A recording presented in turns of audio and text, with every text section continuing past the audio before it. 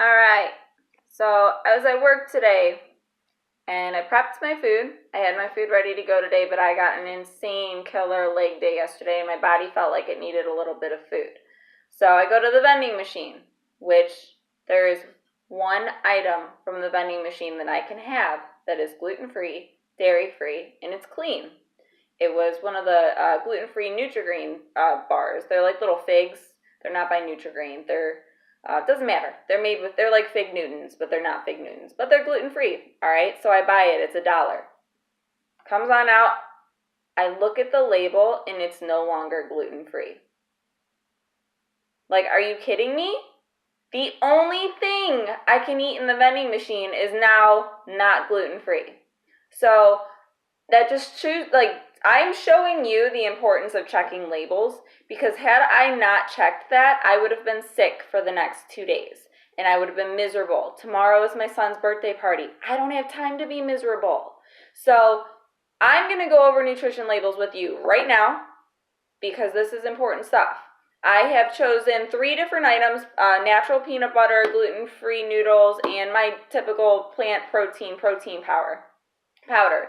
So I'm going to go through each label with you and explain to you what's on there, but I'm going to have to figure out how to do this. So we'll start with the protein. All right. So, oh shoot, this is backwards. Well, I'll read it to you. That's the nutrition label. Hopefully you can understand this backwards. So we got the calories up here. It says 110 calories per scoop. That serving size is super important. People think that a whole bag is a serving. Not always. Alright, so that 1 scoop is the serving for 110 calories.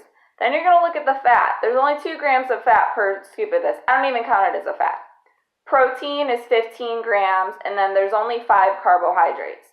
Now, for people who are counting fiber, there's fiber on there, and then people who have diabetes do have to watch the sugars, but I want to make you aware that carbohydrates break down into sugar. So I'm sorry that this is backwards. You're just going to have to deal with it. The biggest things I want you to look for are fat, carbs, and protein.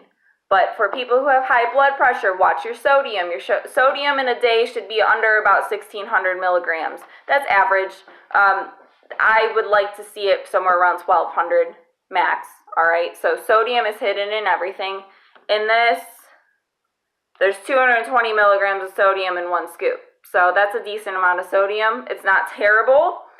It's just not the best, okay? I personally have low blood pressure, so I could use as much salt as I want.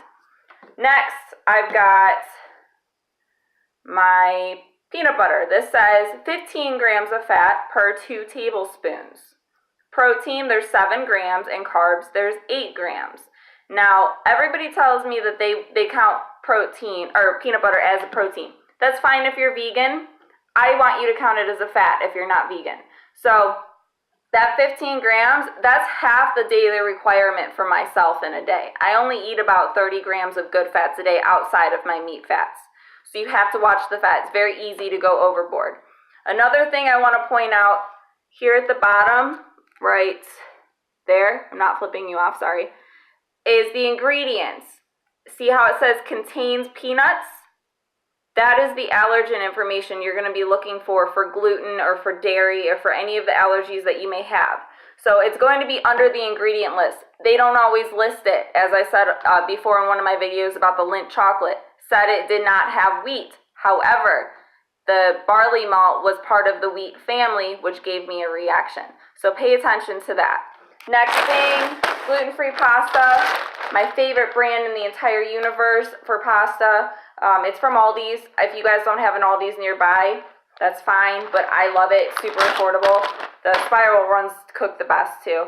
So in this, there are 1.5 grams of fat, not much fat, but the carbohydrates per 1/2 cup dry. What that means is you're measuring it before you cook it. There's 43 carbs. Now, I don't know about you, but I don't want to waste all my daily carbs on one meal. So that's going to be 50% of my daily carbs in 1/2 cup serving. I'm good. I personally give this pasta to my kids. I like my carbs coming from sweet potatoes or from my Greek yogurts have carbs in them as well. And then there's only 5 grams of protein. So to make you aware, this is predominantly carbohydrate. This is predominantly fat. And this is predominantly protein. So you have to make the decision based on the ingredient list if you're going to count it as a fat, a carb, or a protein. That's on you. If you have questions, email me. It's butterfliesinDecember@yahoo.com. Subscribe to my channel, please. Please be aware of what's on those ingredient lists. If you have celiacs, if you're trying to watch your gluten intake, it's very, very tricky sometimes. They'll hide it in there. I'm very lucky today. I'm grateful I looked. So they can change ingredients too to save money. That's what they do. Wheat is usually a filler, so it saves them money. Talk to you guys soon. I'll be posting a couple more videos today. Wait, they're going to be pretty silly. Bye.